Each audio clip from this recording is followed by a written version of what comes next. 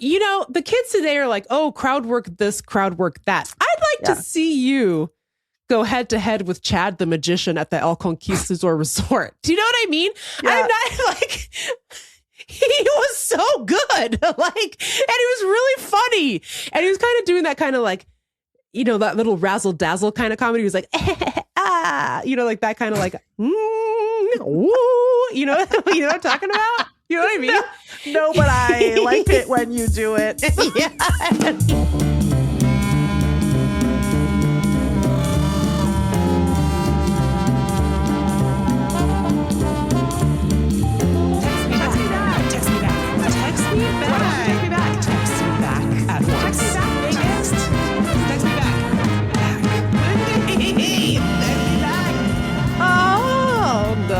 Text Me Back podcast again. Oh no, Meagan doesn't like it. She's back in business, baby.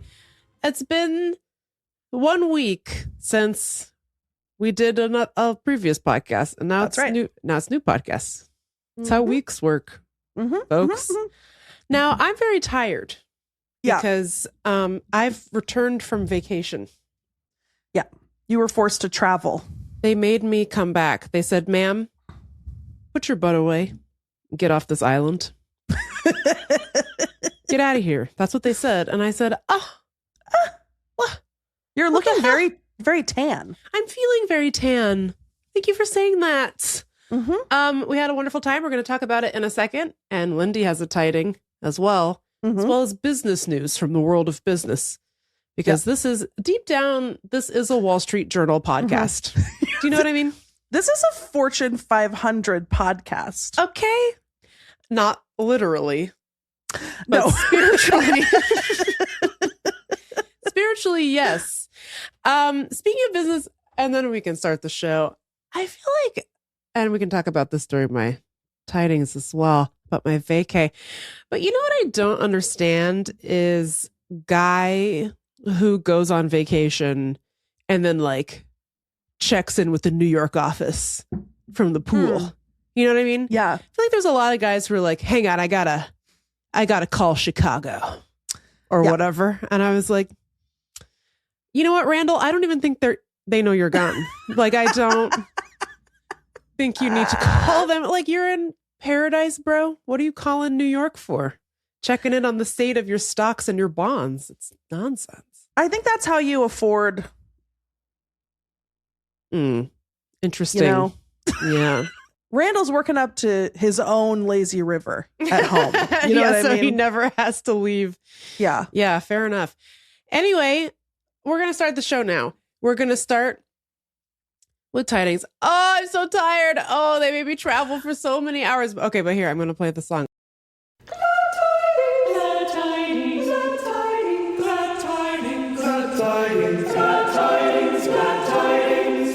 Would you like to kick us off, Lindy? Yeah, sure, Megs. I'm in a great mood today. Wow. Yeah. My tiding is that I'm in Austin, Texas, but yesterday I was in Denton, Texas, and the day before that I was still in Oklahoma City. Ooh. And then the day before that I went on a special field trip. Okay. So when my father was a little boy in 1948, he was 13 years old. For like 1 year, they lived in Ponca City, Oklahoma, because my grandfather was producing a radio show called Life in Ponca City. They lived there for 1 year, maybe two max. My dad loved it. He always talked about what a nice time he had in Ponca City. He said his best friend was a bullwhip champion. I see. Yeah. And he let his best friend whip a newspaper out of his mouth. He was like, yeah. Oh, I know. So I'm in Oklahoma for 2 weeks. I was like, I guess I should go up to Ponca City and see, you know, part of my family history. Yeah. Because, you know, Meagan, I don't know what the fuck's going on in Northeast Oklahoma. You know what? Not even the good people of Northeast Oklahoma know what's going on. You know, they don't know what goes on there. I drove up there and it's like hour and a half from Oklahoma City. Mm-hmm. And I took scenic byways instead of the interstate. So I went through like beautiful farmlands. I mean, Oklahoma is so beautiful. And by the way, no offense to Texas, which also has much beauty. But when you cross the border from Oklahoma into Texas on the highway, yeah, it's all of a sudden the road is in shambles. There's just cones everywhere. Everyone's driving 100 miles an hour and swerving. I was like, and like everything is a strip mall. Oklahoma is so beautiful. It's very charming. I don't know why people are not talking about it more, but also don't go there. I want to tell Oklahoma City so bad, like, don't invite any companies here. Like on Sunday, the day of my last show, there was an NBA playoff game in Oklahoma City featuring the Oklahoma City Thunder. No offense. Never heard of them. There's an NBA playoff game, and it was also the anniversary of the Oklahoma City bombing. Oh, yeah. So they have like a huge like ceremony downtown. It's a big deal. There's not a car. There's not a traffic jam in sight. Honestly couldn't. I was driving to my show, empty freeway in Seattle. If there's like, can you imagine if there was an NBA playoff game? Like sometimes it'll be on the news. If there's more than one event happening in Seattle on the same night, they'll be like, don't leave your home. Don't go anywhere. Don't try to drive. You know what always used to confuse me is like, even when the teams were bad, there was always a traffic jam. I'm like, I saw on TV there were only 17 guys there. Right. And 11 of them were the players. So what is this traffic? I never understood it. I don't understand. I know the fair weather fans aren't out there. Hello. So anyways, it so reminds me of the Seattle of our youth. And they are all really pushing for growth. I'm like, growth bad. Don't growth. Stagnation good. How about stagnation? Growth? How about teeny tiny? How about stay teeny tiny? Mm-hmm. You have a 24-hour donut shop. You have a Laotian restaurant. What else do you need? Don't give Oklahoma City that special Pedialyte that helps kids grow. Don't drink do it. Don't you drink it. Don't. Anyway, so I go up to Ponca City. I'm driving through the beautiful farmlands, and I just really didn't know what to expect. I mean, I expected kind of like a standard like small town USA. I knew they had like a main street, or I assumed they had, and that's basically what it was. I get up there. There's some sort of huge power plant or factory or something just as you get into town. But then once you get past the belching smokestacks, then then indeed a charming main street. Wikipedia says that 24,000 people live there. I was like, I don't think so. Hello? I don't think so. Maybe they were all at the game. That's right. They were all they were all waiting for standby tickets to every castle ranked. Yeah. So yes, that's correct. So I get there, and my dad is famously dead. And so I don't have any information about no. Unfortunately, that was really funny. And honestly, may he rest in power. I know. What a king he was. I know. So I didn't have any information about like, where did he live? And I never asked him any follow-up questions. Well, because why would you? Why would you? When you're like 11, be like, what was the street address? Right. Someday I might be doing my one-woman show. And I'm gonna 90 minutes away, southwest of your town. I'm gonna want to pop up there. So if you could put it down in your journal, that'd be great. Yeah. And also, like, when I was a kid, truly, and I hesitate to say this because it's unflattering, but I've been coming to terms with the way that in Seattle, I feel like you're taught to distrust and fear everyone who's not a coastal elite in a subtle way where I would never have admitted it before. But when I think, like, I'm in Austin right now, and I remember my college roommate was from Austin, and we would come here, and I remember being like, I met someone from Texas. You know, like, am I allowed to go to Texas? You know what I mean? I forget if I've told this story before, but I remember when I was looking at law schools, we went and visited WashU in St. Louis, which is where I ended up going. And I wasn't sure what to expect. I definitely was a snob back then, for sure. Ended up like really liking the city a lot. But I remember when we first moved there, Seattle and the people of Seattle are charming in their own way. But, you know, Seattleites can be famously not very nice. And by the way, even people who just have lived there for 4 years become dicks. So I'm not really sure what that's about. Because, like, originally you're from, like, Boise. So why are you being rude? Anyway, so I remember I was walking my beloved dog, Hank. He was like a little 6-pound Chihuahua. Great guy. He was born across the street from the Broadway Urban Outfitters. Also dead, by the way. Hank died, and so did the Urban Outfitters. Yeah. Anyway, that's not the point. The point is I was walking my doggy and somebody goes, "Good morning." And I just remember being like, hey, like what the fuck was that? What was that? And I thought, and I'm so primed to think that if someone is talking to you, it's because they're about to ask you for money or they want something from you, or like, you know, it's never going to be an encounter that you really want to have, probably. You know what I mean? Especially at like 9 a.m. on like a Wednesday. Like there's no reason why someone would talk to you. You know? Certainly not. So somebody said good morning to me and I was so freaked out by this. I was like, what? And it was just a nice person walking down the street just saying good morning. And I was like, oh. Yeah. Good morning. You can do that? Good morning to you as well. What the fuck was that? So it was a real game changer for my interpersonal skills. I'll believe it or not. I am actually a much nicer person having lived in the Midwest for a few years. Yeah. Well, you know, I'm certainly not a snob anymore, especially after the last few years of constantly driving around the middle of the country. And now I'm obsessed. There's nothing I want more than to move to Omaha or whatever. But the funny thing is that like Seattle is isolated. Like Seattle is like the most far away from everything. Major city on earth. It's just like, and we just sort of like take for granted that it's a metropolis now. But imagine fucking covering your wagon and rolling up there with Cheetu talking about Dennis Yesler. Yeah, talking about and Ava Mercer, Catherine Blaine. That's right. Like there's something I only recently saw the sign. It made me laugh for 17 weeks straight.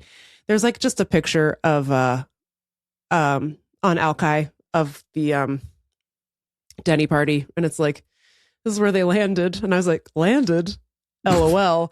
And then it was like, and then they had to take a boat all the way, and it's like painted as this like incredible feat that the Denny party managed to get from Alki to where downtown Seattle is now. And I was like, it made me laugh so much because I was like, that's like 1 mile. It's not that far. Where did they start? Also, there are already guys there. I'm like, what do you mean? It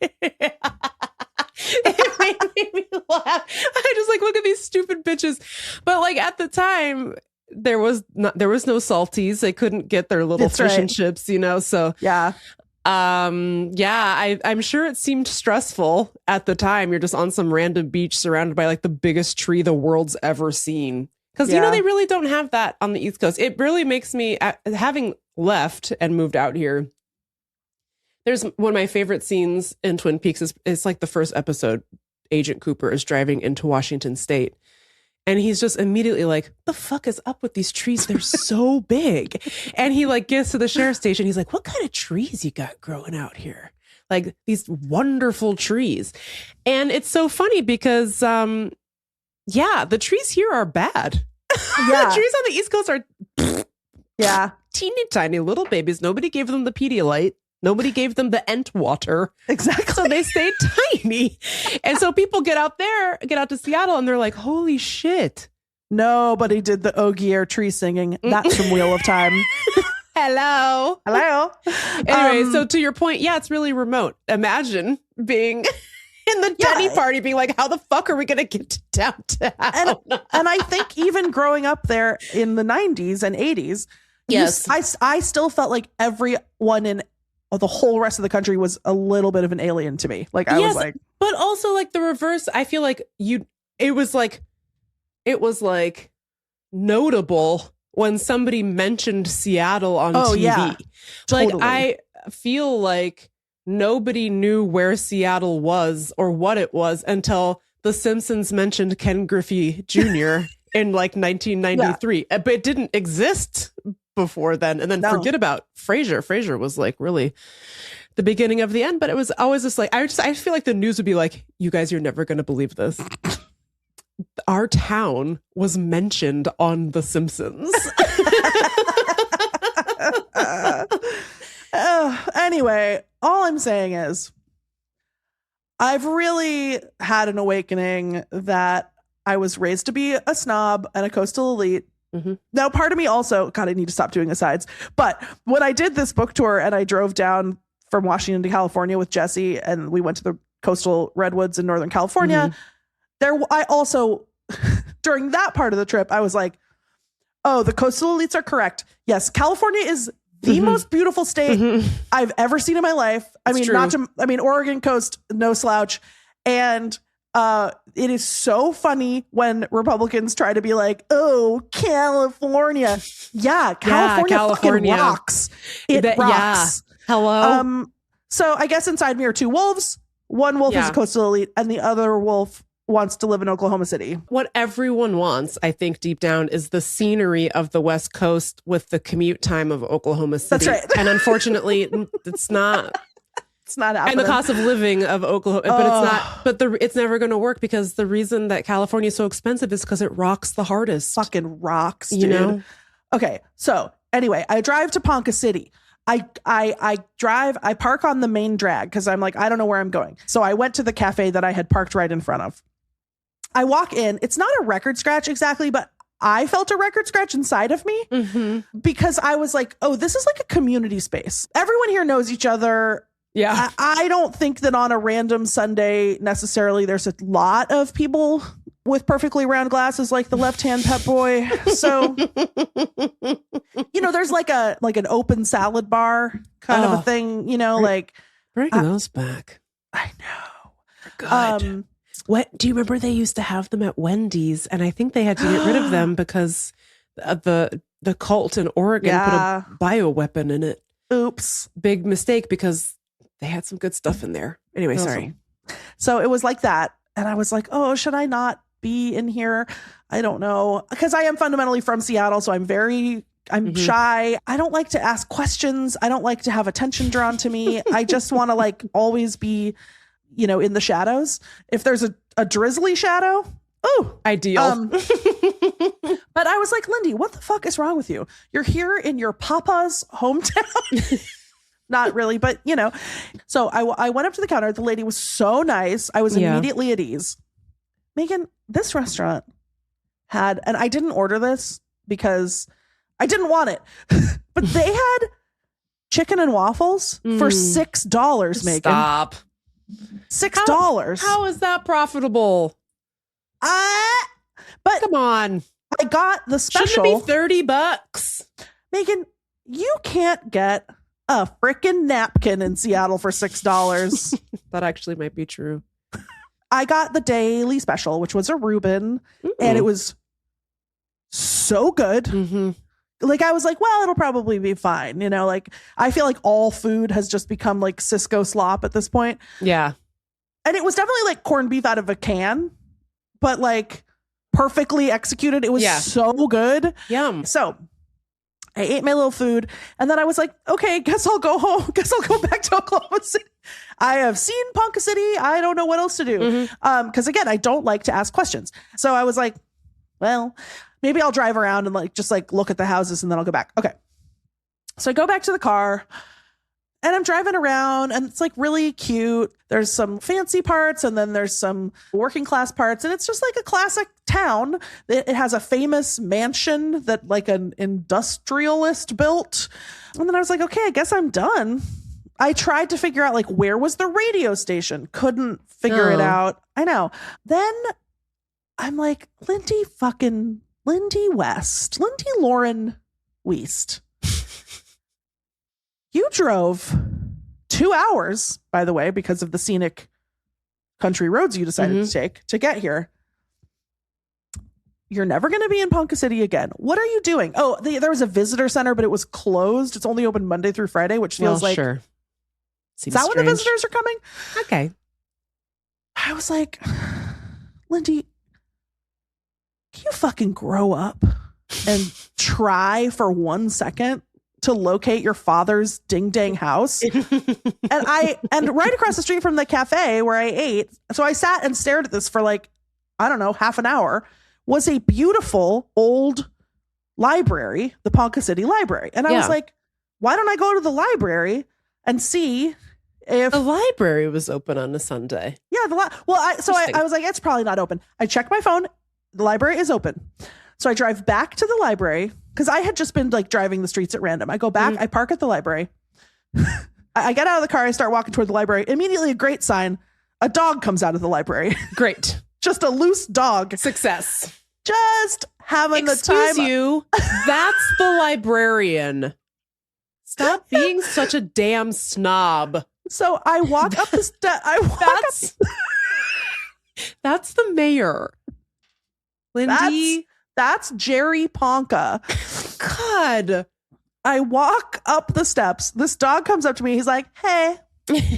What's up? I'm at the library. I'm petting this dog. He's so cute. He doesn't seem to have a person with him.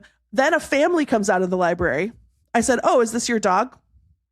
They go, no, but he just got kicked out of the library. This dog was asked to leave the library. They said, get the fuck out. They said, you need to pay your fines. They said, Mr. Mayor, enough is enough. This is an abuse of power. Get out. I was like, now this is the small town America that I've been looking for. This dog has been 86ed, has been trespassed from the library. Maybe he got kicked out of the library. He was looking at porn on the library computer. No, I don't know. No, that's not what he was doing. That's not what he was doing. That's not what he was doing. Okay, I go outside. The librarian's like, don't let that dog in. I was like, I'm not. And then she was like, I was like, do you know whose dog that is? She was like, no, I don't know. I should probably go give him some water. So like, even though he was not allowed to hang out in the library, she did go take care of his well-being. I don't know what happened to him. I'm sure he probably went back to City Hall. He probably went back to City Hall. He had some paperwork. Yeah. He had some executive orders he needed to sign. Yeah. So then I'm like, okay, hello, excuse me. I don't really know exactly what I'm looking for, but my dad lived here in 1948. Do you have like town records? And they were like, well, actually, we have a whole genealogy department in the basement. Ooh. Yeah. And coincidentally, our genealogist is working today. No kidding. Yeah. So I go down to the visitor basement. center is closed. Yeah. But the genealogist is scheduled to work today. Maybe the genealogist also runs the visitor center. So yeah, when she's, actually, that would make a lot of sense. I go downstairs. There was like a young guy working there. And I was like, excuse me, I'm looking for the genealogist. He was like, oh, yeah, I'll go get her. I was like, okay. And then he went into a mysterious door. The genealogist was the dog. The genealogist was the dog. Okay. Sorry. Oh, no. Why'd they kick her out of her own Why'd they workplace? kick her out? Anyway. So anyway, a person comes out from the back. And I said, hello, I'm trying to figure out where my dad lived in 1948. And I don't even know if she said anything. The vibe was like she just like sort of snapped her fingers and was like, all right, come on. Yeah. So I like trotted after her. It takes about 4 seconds. We walk into the genealogy room. She grabs a book off the shelf, freaking tosses it to me. She goes, 1948 directory. And then she disappears. Oh. I opened this book almost to the exact page. I opened this book. It immediately is like, here's your grandpa and here's their address. And I was like, this is That's crazy. This happens so fast. Yeah. I wanted to go talk to the genealogist and be like, well, can you help me figure out anything about the radio station? But she had melted away back into... It's interesting because how frequently is someone coming to her town with a genealogy question? Megan, literally, Ma'am? I was like, could you be excited about this glimpse into history? Anyway, so then I went and looked at the microfiche for like half an hour. I still don't know how to use those machines. Well, let me tell you, neither does the multimedia guy. He was probably like, I don't know, mid-20s. Yeah. And he was like, okay, I have to set it up for you. You're like, patrons aren't allowed to like use the machine. Not. And I was like, yes, that's great. I don't want to use the machine. Don't know how to do it. Yeah. But then it was funny that, so then he put the tape in the thing and like got me sort of set up. And then he was like, okay, so you control it with the arrow keys, and down is right and left is up or whatever. I was like, okay. And then immediately I like figured out how to use it better. You know what I mean? Like I was like, oh no, actually what you do, because that does not work at all. Not to brag, but I was like, kind of a microfiche head. Kind of a former journalist, sort of. And as an intern, I did once use the microfiche machine. Oh, look at her. At the Seattle Public Library, Public Library. So anyway, Megan, God, this is so long, but I haven't even gotten to the exciting part of the story. I know that's hard to believe. Oh, I thought it was the dog. The dog was a highlight, and I can't wait. I got a video of the dog, and it rocks. Yeah. Okay. So I peruse the microfiche, but it's too much, like, because there's no search function. I don't really know what I'm looking for. And then the library was closing, so I had to go. And I had to get back down to Oklahoma City for my show. Mm-hmm. So I'm like, well, I guess I'll just go pop by the old family home, take some pictures, and then go. Mm-hmm. So I drive over to the house, and it's just like a cute little brick house. Now, there was one small mystery, which is that their address was like 134 and a half, and that didn't exist anymore. So I was just looking at 134. Maybe it used to be split into two houses, and then whoever bought it melded it into one.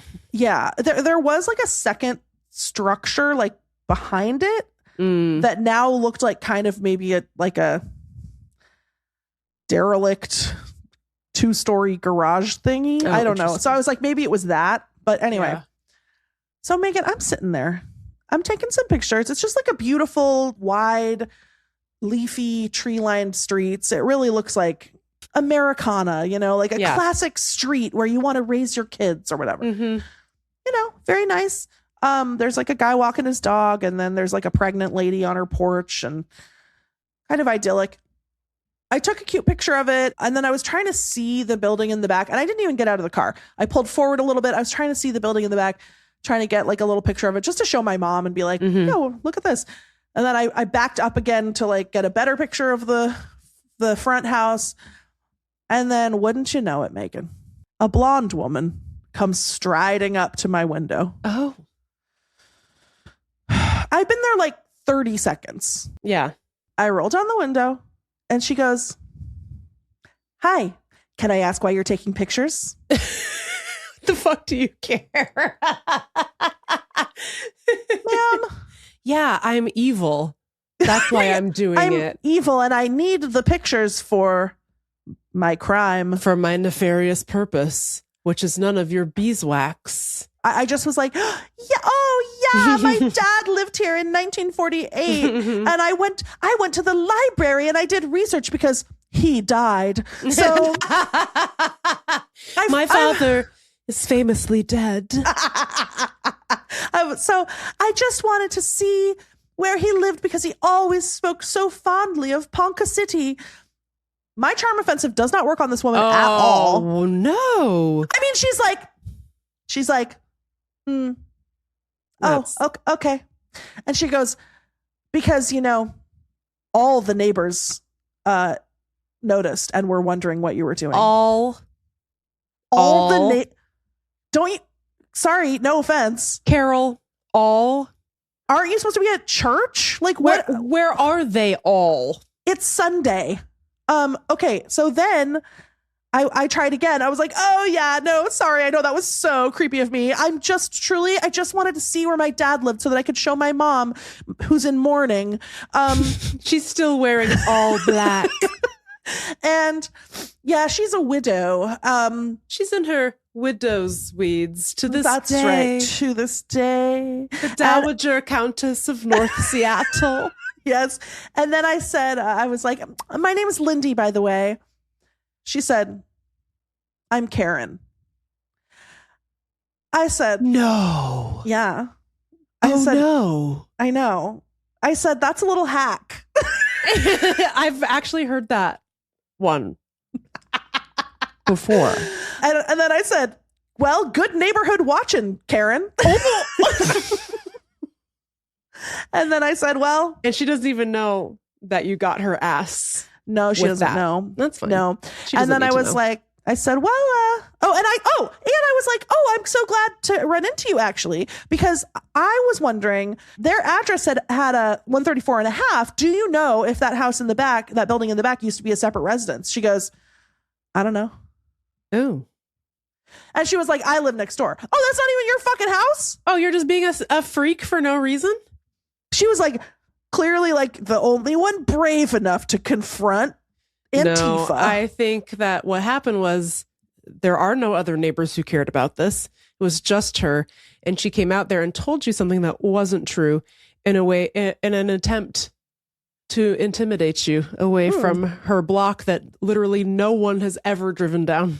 Well, this is my thing. It's like, what is the crime that I could do with a picture of your neighbor's house? What do you think I'm getting up to? You think I'm going to like post it for sale on Zillow as like a prank? Or like talk about as is? If I'm like casing the joint for my cat burglary career, surely I would come at night. At night, Karen. It's like Austin Powers. I'm like inching the car back and forth like this.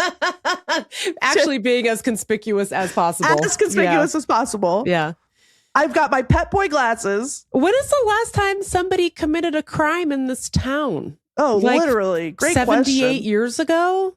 Come on now. So I was having such a great day. And I was so proud of myself for doing my research and doing my brave talking at the library. Mm-hmm. And fucking Karen. Literally. Anyway, she ruined it. But I got the pics. Guess what? Now I'm going to post a picture of your neighbor's house online. And nobody's going to do anything with that information because no one cares. Also, hey, so sorry to break it to you, babe. Everyone's house already has a picture online. It's called Google Maps. Street View. It's called Street View. And I've seen it. I've seen all the houses. Yeah, I looked at it before I drove over here. I already had one. So that's a bummer. Anyway, no, that happened. I mean, it was fine. Then I went and I did my now, okay. I like to call it Braum's. But Allie says it's not, they don't say it like that. No, producer Allie corrected me, although I had already asked. I asked my Oklahoma City rep associates. I said, now, I've been saying Braum's. I assume that's not what you really say. There's no chance that was how they were saying it. And they were very nice, and they were generous. They said, oh, well, I haven't heard people say it like that. You could if you were like really stupid. They just say Braum's. And then I was also corrected by producer Allie. So I did my Braum's redo and I got a candy bar mix-in, which is essentially a blizzard or a concrete, but they don't call it that. They call it candy bar mix-in or something. And it freaking rocked. And it was better than Dairy Queen. Not as good as Culver's if I had to. So.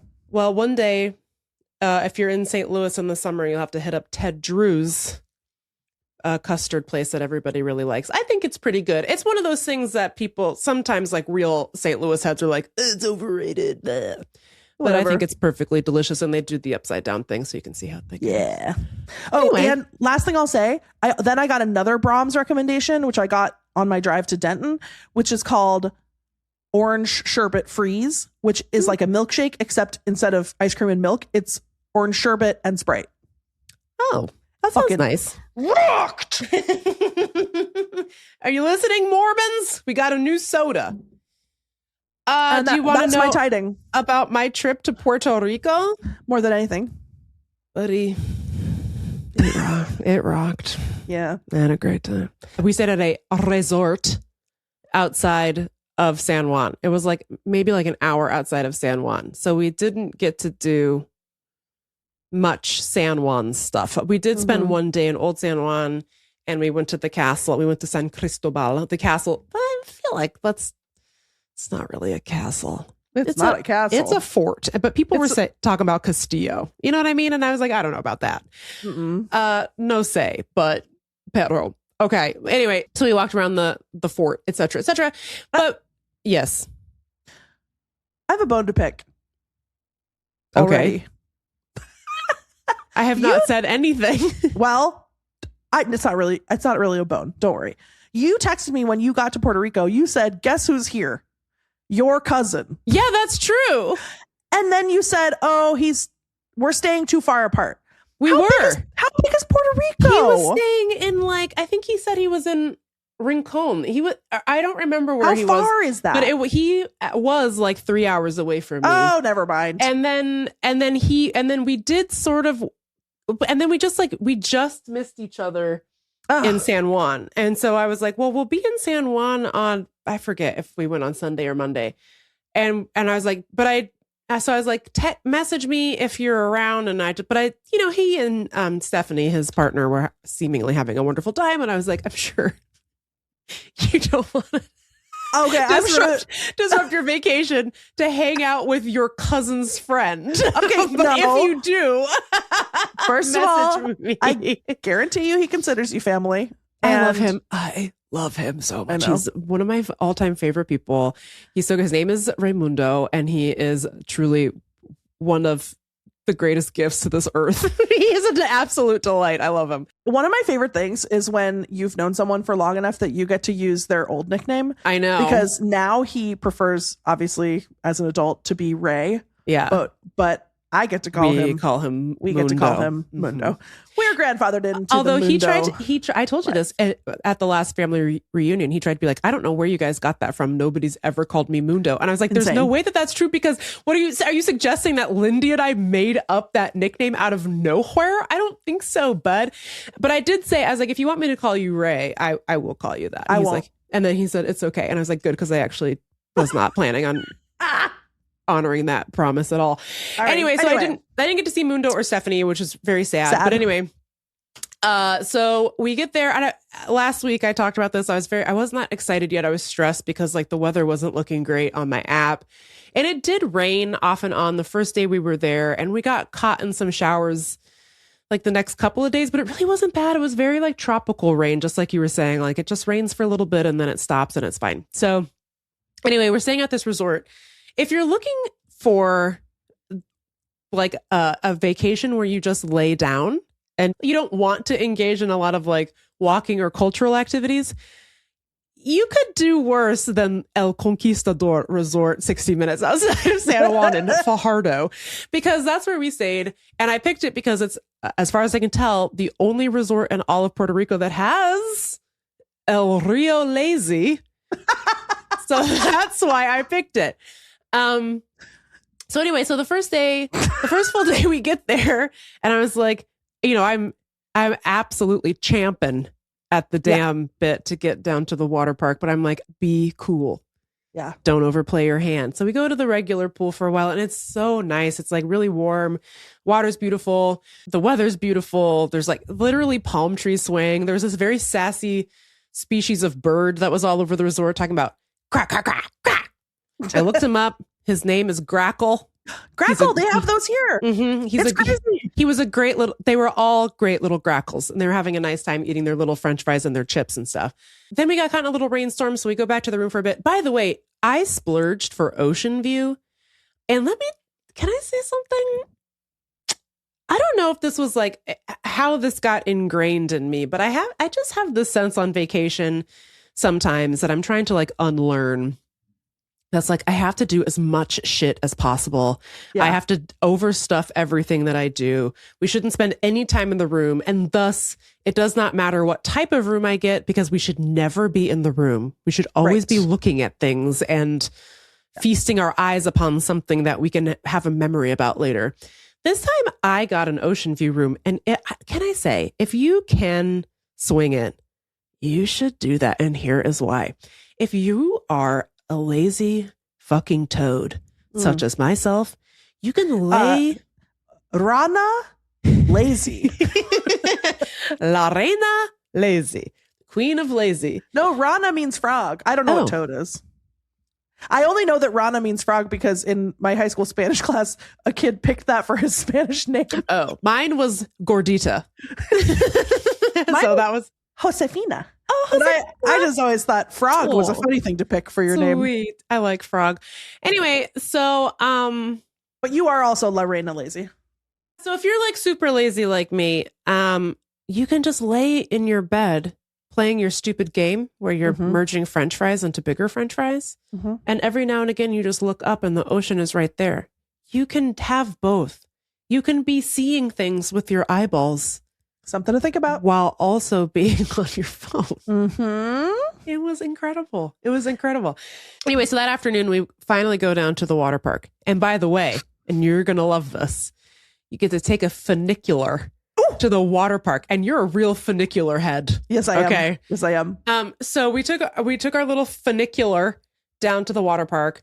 It's called El Coqui Water Park, and the logo is a frog. and for some reason, when they made the logo, they made sure to really delineate the frog's two butt cheeks. Oh, They really made sure that it was clear, left cheek, right cheek. this is the intersection of all my interests. So I said, now that frog is double cheeked the fuck up. No, that's an ass. On a Viernes afternoon. Hola? Dios mio. You know what I'm saying? Hella ass. Anyway, so I'm like, this is the best thing that's ever happened to me. So we go in. I immediately am like, yes, it is time. I have applied my sunscreen. I'm plonking my ass in the lazy river. And that's what I did. I got in my tube and it was great. It was so great because, there's always the possibility that you build something up in your mind and it's Mhm. not as good as you think or Mhm. as you remember. Now, when it comes to lazy rivers, folk, los rios lazy, it's just as good as I thought it was going to be, if not better. I floated for so long. I went around probably at least 8 times in a row initially. I would give this lazy river 9 out of 10. I'm only docking at a point because it had 3 very violent waterfalls that it sort of pushed you under. And so you'd have to get sort of violently sprayed by artificial waterfall. That sounds like kind of Which thing is I like. kind of like the antithesis of lazy. Yeah. But I really didn't have any complaints. The other thing that was happening though is like, and I just would like to say this one thing, and I want to be clear that what I'm about to say is not a complaint. I understand it's just the reality of life. Mm. But the thing about a lazy river is that they all exist within the confines of a water park. Yeah. And a water park is for children. Yeah. Fundamentally, and at the end of the day. Do you know what I mean? Mm-hmm. So there were a lot of kids. Mostly kids don't go in the lazy river because it's boring to them, right? Yeah. That's And what we like. Which is exactly why I like it, So a lot of kids would like get on an inner tube, laze around once, be like, this is boring, and then just leave the inner tube in the river. So there's like a little traffic jam of empty tubes, and then they would all get stuck at the violent waterfalls because they couldn't move on their own through. So then I'd have to like push them myself. I was like, God, why am I doing lazy river maintenance? By the way, it was an honor. It was an honor. But anyway, this thing kept happening where the kids were like, oh, this is boring. We should spice up the lazy river somehow by being insane in it. And I was like, I don't think you understand. I have an existential need to be lazy. And you people are ruining it because you don't have that yet. You will acquire it one day, but this is why they have the water slides for those seeking excitement. Go over there. Gordita está durmiendo. Hello. Okay. Estoy durmiendo mucho en el río Lazy. Get out of here. Salir. Exit. You know what I mean? Anyway, so that was like the only downside, but it's also just like, that's just sort of a natural limitation of a lazy river is that children are going to be other people's children. Yeah. I have a question. It was great. It was so great.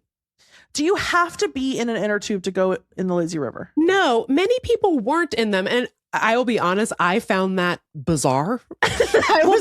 So here's as a person who gets sunburned in the dark. Yes. The idea of being splayed out on an inner tube like an oyster in the half shell, being broiled by the sun. That doesn't sound that nice to me. What I'd rather do is just also I am an inner tube.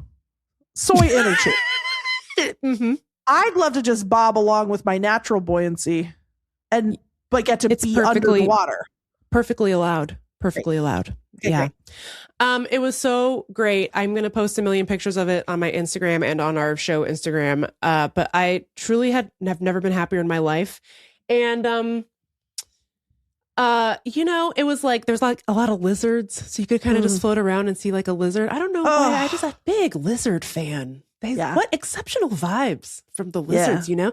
Yeah. So it really exceeded expectations, and it's something that you love to see because you just never know. You never know if like something is really going to be as good as you think. And it was so fun. And the water slides were pretty fun too, actually. I'm so proud of you. There was a tube water slide and a regular body water slide. And then they had one of those really intense steep ones that I only did once because you feel like you're going to fall off of it. And then you get to the bottom and all of the water goes into every orifice of your body. And then I said, I believe I've just acquired hepatitis. Do you know what I mean? Yeah. Anyway, so overall the trip was really fun. I had actually like planned an excursion for us. And then I was like, I'm canceling that. Why would I ever leave this resort? This is amazing. I'm having so much fun. Like I said, we did go to San Juan for a day and then we took a little ferry to, I forget the name of the town, but the Bacardi distillery is over there. We went to the Bacardi distillery and we did something called the Founders Experience. And they let you go inside one of the warehouses and see all their barrels and stuff. And as a result, they make you wear a safety vest. So Adam and I had to wear these like ridiculous safety vests. And here's what I saw at the Bacardi factory. A lot of rum. But I also saw a pack of wild dogs who just like live there. And one of them, and they were all so beautiful, like beautifully brindled dogs, like stripy dogs. One had like really light, like almost white fur with like black stripes to the point where I was like, is that a jaguar? Like, what is that thing? And then we were like cruising around in our little tour golf cart. By the way, I was the only woman on the Founders Experience tour. It was me, my husband Adam, and like 11 other guys who I don't know how else to say this, but they were golf presenting. Do you know what I mean? It was giving golf. Yeah. And I felt in danger for my life. Like, no offense to them. They were polo Americans. Yeah, exactly. They were their spirits have special wind vents to keep them. Yeah. Their spirits are sweat wicking. Anyway, it doesn't matter. And we had like a special tasting and I accidentally sort of drank. I swallowed I accidentally drank. End of story. No, I swallowed the first sip of rum down the wrong pipe. So I was like, oh. And there's nothing I hate more than to do something embarrassing, but especially in front of a group of men. And then they were all like, wow, you're a real, they called me like what do they call that? Lightweight. They called me a lightweight as a joke. And I was like, don't ever speak to me again. Anyway, so then there's like 12 of them, right? They're like, and they asked one of their friends, oh, take a picture of us. And they all did the Last Supper. They posed as the Last Supper. And the guy So anyway, so the guy taking the picture was like, oh, well, who's Judas? And then I said, I can't wait to find out. And then none of them laughed. And I said, come on now, that one was a good joke. Anyway, that was really fun. Even if you don't drink, it was really cool to see all the stuff and see how they make it. Doing a little tasting after was fun. A lot of people were treating Casa Bacardi like a club experience, which again, I don't say this as with any moral judgment whatsoever, but I do believe I saw more ass and boobs at Casa Bacardi than I saw at the swimming pool. Do you know what I mean? People were triple cheeked up. The men? The 11 golf men? Not those guys. But so when you first get there, other people there? Yeah. So when you first get there, there's like a little welcome tent thing, and they have like a bar, and you get a little token. You can get a mojito, and they make you can get other drinks. And there was like a DJ playing music. See. And I was like, I feel like I'm at a club of my youth. Like, this is really something. I would never have thought of that, but everyone was having a great time. It was really good vibes. Anyways, so I want to share one last thing that we experienced that really sent me on an emotional journey. And it is this. There were like little signs all over El Conquistador Resort being like, tonight and tomorrow, magic show. You got to make a reservation with the concierge if you want to go to the magic show. $75 per person. And I said, I would pay double that to go to a magic show at this resort, you know? So I was telling my husband, I was like, okay, tomorrow we got to go down to the concierge and ask about the magic show so that we can get our seats. Cause I'm like, is this the kind of thing that is going to like sell out?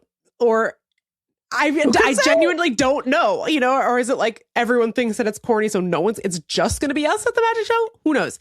Anyway, so I go to the concierge and I'm like, hi, I would love to know more about the magic show and how can I make reservations for the magic show? And the guy at the desk goes, you are at the tour desk. I cannot help you. You have to go to a different desk and ask them about the magic show. You have to knock 3 times. Yes. Answer these questions. Riddles 3. Trace. Preguntas tres. And so I was like, okay. And I feel like my first volley about the magic show was pretty charming. Then I go up to a second lady. I'm like, hey, what's up? And I'm immediately losing my confidence. Every time I had to ask somebody about the magic show, I was shrinking and shrinking further into myself. You know what I mean? Now, I have a little question. Mm-hmm. When you say I would have paid double, is that true? Because I feel like your heart, you knew on some level that you wanted to see the magic, but I feel like you weren't ready to admit it to yourself even then. I was still working it up. But here's another thing about going on vacation. You just go, oh, room charge. Oh, it's not real money. Yeah. So then you're just like, none of this is real. And then they give you the bill at the end. You don't even have to look at it if you don't want to. Never again in your life do you ever have to look at it. It's not important to me. No. So I just was sort of like, whatever you want to charge me, I'll pay. I don't care. Because I'm never going to think about this again, you know? What happened to all of Lindy West's money, you ask? Room charge. Okay. Room charge. All right. It was several thousand magic shows. Do you understand? Anyway, so I go to the second lady. Literally, I had to proffer the preguntas tres. So I go to the second lady and I'm like, hola, buenas tardes. What's good with the magic show? The second lady was like, I don't know anything about that. You're going to have to ask this other lady who just left. And I was like, but she'll be right back. And I was like, oh my God, I just want to go to the magic show. So then the third... Look, she crawled into this box. And we sawed it in half. And we can all see that the box is empty. So I don't know. No, I don't know. Hang on. What's this behind your ear? It's the lady. And it's the third lady. And I was like, holy shit. Anyway, so so we waited for like 10 minutes. And then she finally came out. And I was like, hello. I'd love to go to the magic show. And at this point, I'm feeling very self-conscious, having now asked 3 other adults whether or not I can go to a magic show with my adult husband. And she was like, I don't know. My computer does not show me the reservation system for the magic show. So you'll just go down at 7 when it starts and see, and I'm sure it'll be fine. And I was like, okay. So we go down there, go in, and it was no problem. We get right into the magic show. I'm like, okay, great. Fantastic. And we sit down, and the opener magician is a guy named Billy, and he's probably like 70 something. And he's like, asking for somebody to be like, oh, name a celebrity. My husband, a famous mute out of nowhere, is like, oh, Whitney Houston. And he's like, okay, thanks. And I look over like, what the fuck is that? That's more words than Adam's ever said to me in his life. That's more words than he said to anyone in his life. I said, Whitney Houston?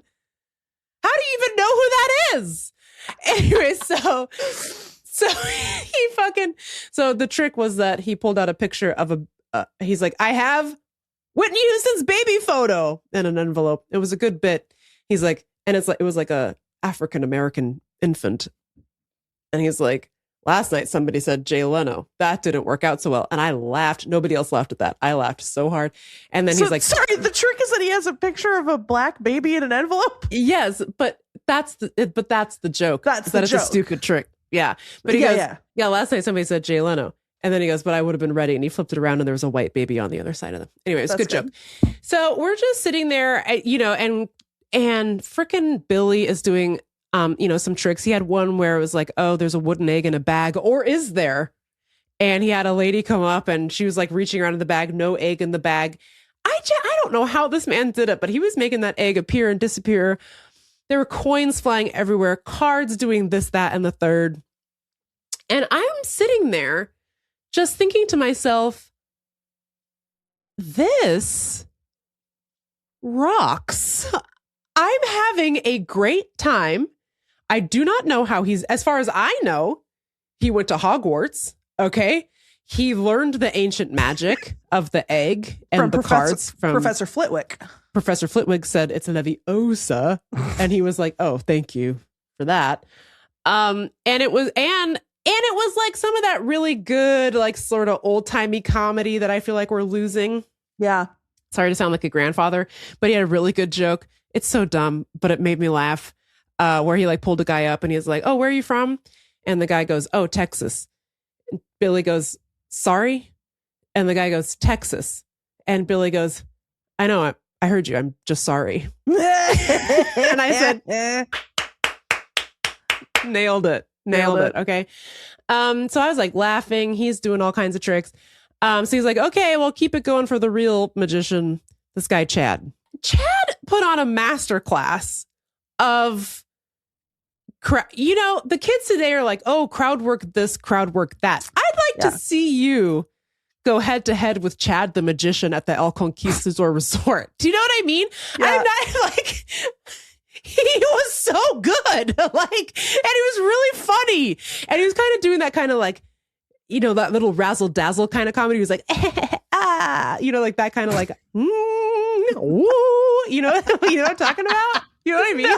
No, but I like it when you do it. Yeah. He was like, he was like guessing people's numbers, and he had a thing in the envelope that said which guy in the audience, that described the guy in the audience who would end up with the card. And I got to pick a card out of his hand, but I'm annoying. So I knew I shouldn't make eye contact or really try to jockey to get pulled up there because I'm obnoxious. We were talking about this with Todd Barry. You actually don't want Funnyman to be the crowd work target because it's annoying. Although I would love to see you pulled up on stage with the magician. Oh, it was great. It would have been funny. He was guessing people's dice numbers and whatever. And then there was one kid who was really desperate to get up there, and he saw that his name was Connor, and he's wearing shorts with tacos all over them.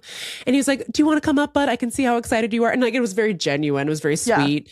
And he pulled the kid up and did this like cool card trick where like cards were magically appearing in the kid's hand. Like, he's like, what? How did you end up with all these cards? The kid loved it. Just like, it was like a, defining moment, like a defining memory for this child. Aww. And, but it was also cute because you could tell that Chad hadn't planned on doing that trick, but he just like he keeps one in the chamber in case he wants to make a child's day. And I was like, cute. You made my day as well. This is so great. And he was like he was super funny and that kind of like, I guess sort of like, and I genuinely don't mean this as a diss, but in that sort of like Vegas-y lounge lizard type of way, it was really fun. Like, it was really fun. Anyway, so then I was like, magic is amazing. Like, maybe I want to start going to magic shows. Or magic classes. It's never too late, Megan. But there's just really something about like the magician. The magician. But there really is something about like, and they pull a coin out. Oh, like, how do you even do that? Megan, it's amazing. It's incredible. I will watch magic for an unlimited amount of time. I love I it. will be amazed. You know what's so funny is that thing where David Blaine goes and does the magic trick for Harrison Ford's house. Yes, it's my favorite. It's my favorite. Best clip on the internet. But that reminds me. First of all, I do think that you should learn magic. No, I mean, I feel like I really understand my limitations. There's no way I could do it. I just think that what they do is a real skill. It's incredible. To have the dexterity of fingy magic. Well, I famously have sausage fingies, and so I cannot do magic. What are you talking about? Everyone always writes in to say how elegant and they get sausagey when I get sweaty and hot. Oh, yeah. You know what I mean? So I could never do a card trick.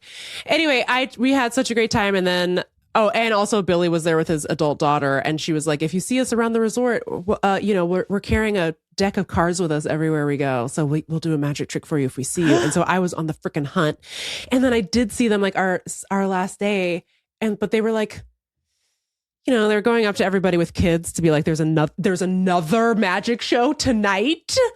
And I thought maybe they would come up to me, but they didn't because I'm just a weird adult. You know what I mean? So, but then I was like, I want to go to again tonight. You know what you need to carry with you, Megs? Propeller hat, big lollipop. So people know that I'm a whimsy fan. I'm a real whimsy head and a child. Anyway, so here's what I think. Is magic corny? Yeah. Does it rock? Also, for sure. It is for people who like whimsy. And I just feel like we're living in a time where we're running a whimsy deficit. Yeah. And this really recharged my whimsy battery. I loved it, man. I was like, nice. Yeah. A lot of it it's actually kind of reminded me of like a drag show. It's incredible to watch someone who has honed a craft. Yeah. And from a place of genuineness, I think, Exactly. It was very sweet. And I also, I was talking to Adam about it afterwards. And I was like, first of all, I want to invite the magician on the podcast. This guy's incredible. But also like, it's like AI proof to be a magician. Right. You know what I mean? Yeah. It felt like sort of like a little bit of a lost art where I was like, wow, I wonder if there are kids today growing up learning like sleight of hand and stuff. I hope so. I think it's there really are. Fun. It's so funny. I feel like there are. There's always going to be that type of kid, Yeah. Who's like, he had a good joke where he had like a little stuffed dog that sat on top of a vase, and he would make a joke and he would like empty the vase every 5 minutes and like empty its contents, and he'd be like, "Oh, Gatsby had another accident." It got me good, girl. I was like, this is nice. Anyway, so if you are Billy or Chad or Billy's daughter, thank you, because that was really fun. We did not go to the second magic show because we had dinner reservations that I thought were going to end in time for us to go, but they didn't, and so we didn't get to see it twice. But it was really fun. If you go to a resort or like, because Chad was like, "Oh yeah, I just got back from doing Disney." It was such a showbiz way to be like, I was on a Disney cruise. I was like the entertainment on a Disney cruise. And I was like, God, he's like a bona fide celeb. I'm obsessed with this guy. Yeah. Anyway, so if you're on a Disney cruise or you're at the El Conquistador, or you're any place that has a magic show, you better get your ass to that thing. It was fun as hell. If you're Chad, Come on the podcast. Billy, you're invited too. It was great. So anyway, overall, the trip was sensational. The weather was beautiful. I had a great time. I continue to hate flying. I feel like it's an attack on my dignity. And that's what else is new, you know? But it was really great. And I had a wonderful time. And I would love to go back to Puerto Rico and actually learn something about Puerto Rico. I'm sorry, I spent the entire trip just being like insulated. Oh, just really quickly, and then we can end the show after talking about business and then ending the show. But I saw a lot of really good wildlife. This resort has its own private island, I guess. It's called Palomino Island, and they have a little boat that takes you out there, and you can be on the beach there. And the restaurant, you'll never guess who was at the restaurant with his family. Joel Kim Rooster was there. Really? Yeah, he had a wife. Wow. And like 8 chicks. Wow. Yeah, and that's crazy. Friend of the show, Joel Kim Rooster, I guess, was adopted by El Conquistador Resort. And he was like, you know, walking all around with his whole family, and all of the tourists were like, oh my God, oh, they're so cute. Like the little babies are so cute. And the staff is like, her, like, who cares? Like, who gives a shit? Like, not. And I was like, it's my best friend. So we saw a family of chickens. We saw the wild dogs at the Casa Bacardi. Yep. And then, and I forgot to mention the best part. We're driving around in our little golf cart for the tour. And we come across an iguana who's just sort of sunbathing in the middle of the road. And the tour guide was like, oh yeah, there's lots of iguanas here. And they're usually like really big, whatever. So we drive off, and then all of a sudden the iguana raises up on like its legs and takes off at a full sprint across the road. And I was like, whoa, what spooked the iguana? It was the pack of wild dogs who chased it into a gutter and were like, like demonically, like waiting for it to come out. And it just got me thinking, like, oh man, that's like a city dog finds a bagel in a bush, has to check the bush every time to see if there's a bagel in it. Los perritos de Casa Bacardi are always checking the gutter to see if there's a iguana inside. So anyway, so we saw family chickens. We saw a bunch of like geckos. We saw that iguana. The dogs, and then on the island, what a hoot this was. I look over and there was like a little rock moving. I'm like, why is that rock moving? It was a damn hermit crab. It was great. And he said, beep, boop, beep, boop, beep. Off he went. It was such a pleasure. Have you seen those videos where the hermit crab, where they like will give a hermit crab a bunch of shells to choose from when it's time for it to size up, and then it picks one? And they have like opinions. I love it. It was so cute. Nice. It was really fun. So it was a great trip. Recommend Puerto Rico for all of your travel needs. And you know, I was living La Vida Loca. You know what I'm saying? Anyway. Well, we're gonna take a little break. And when we come back, 1 hour and 18 minutes into the show, we're gonna end the show.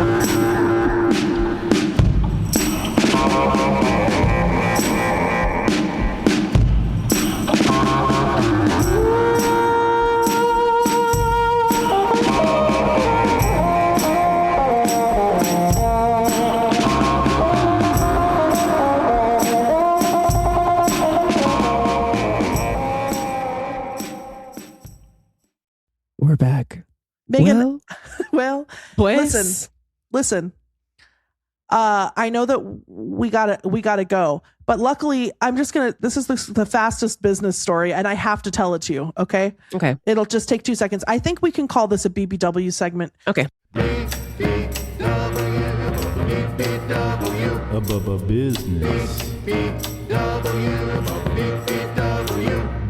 Business.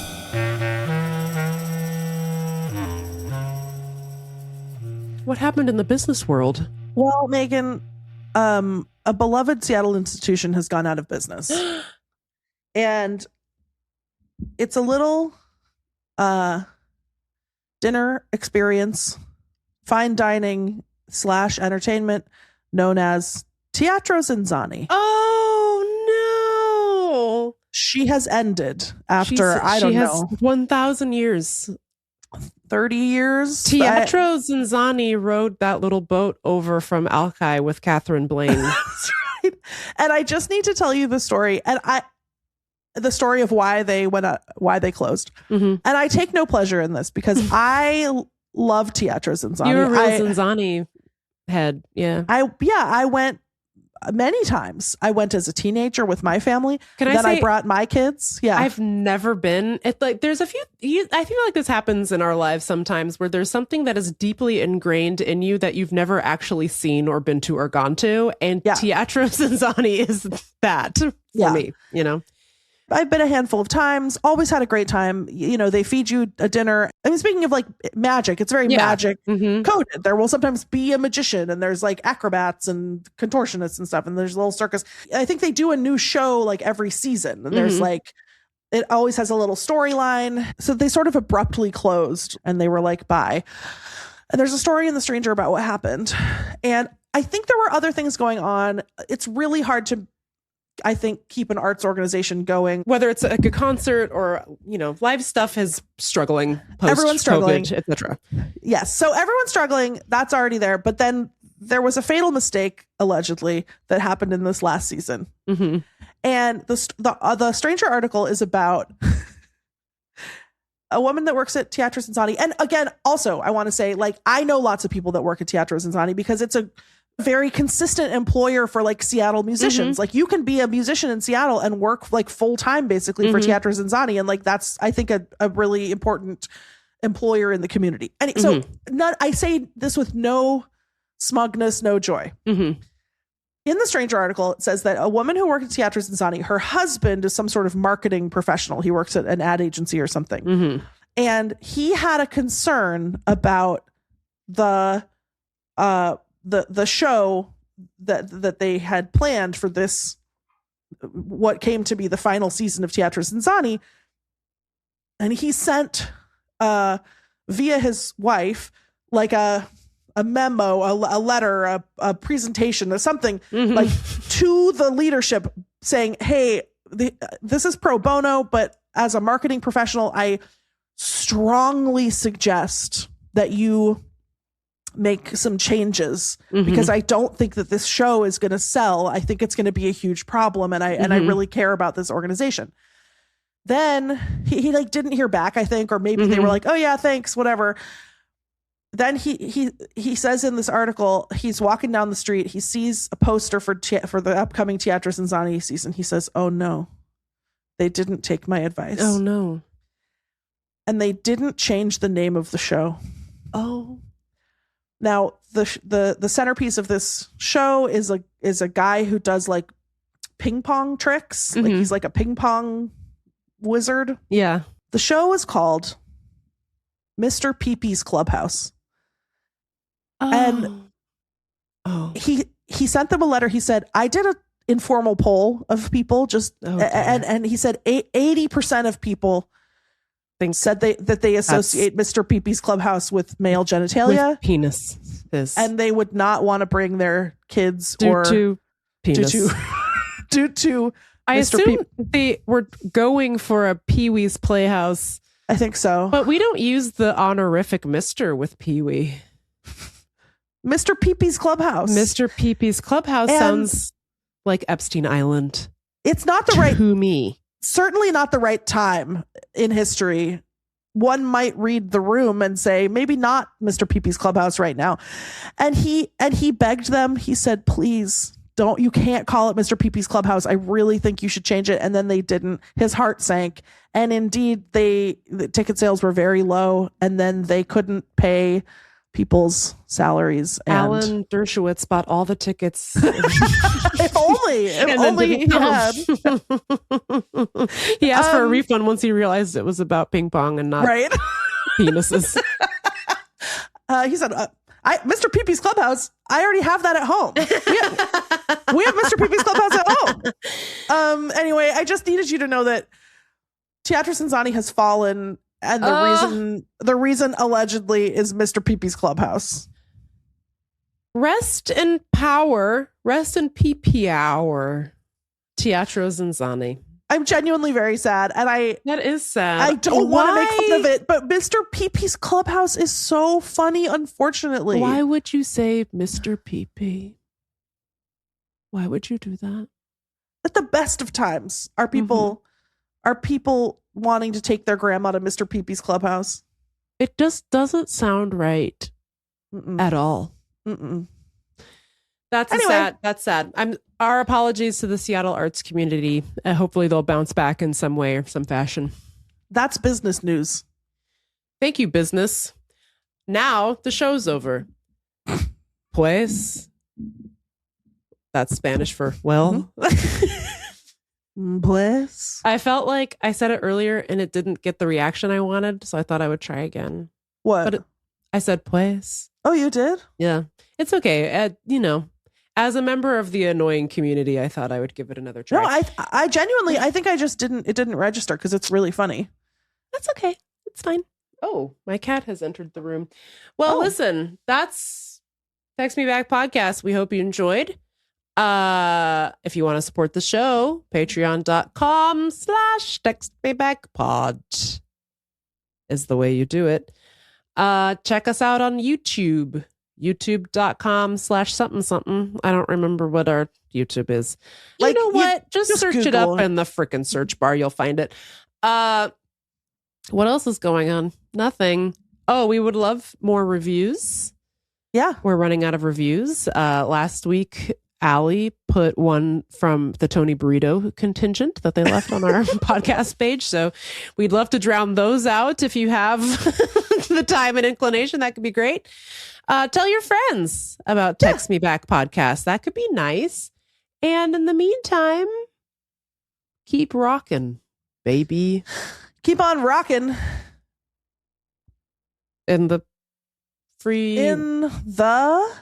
clubhouse, Mr. Pee-pee style. You know what I'm saying? Okay. Bye. Why do I feel like there's a million other things I wanted to talk about? Now I don't know. can't I feel remember like that too. I have 100 copies of adult braces to give away. I don't know how to do it. I don't know how to do it. If you're a If you have logistics an idea, expert, let us know. If you're an expert in internet contest, let me know, because an Angel fan bought 100 copies and they're to be given away, and I got to figure out the mechanism. Hello. Hello. Help us out. Why don't you? Thanks. Okay. Hope you enjoyed the show. We'll see you next week. We love you so much. Bye.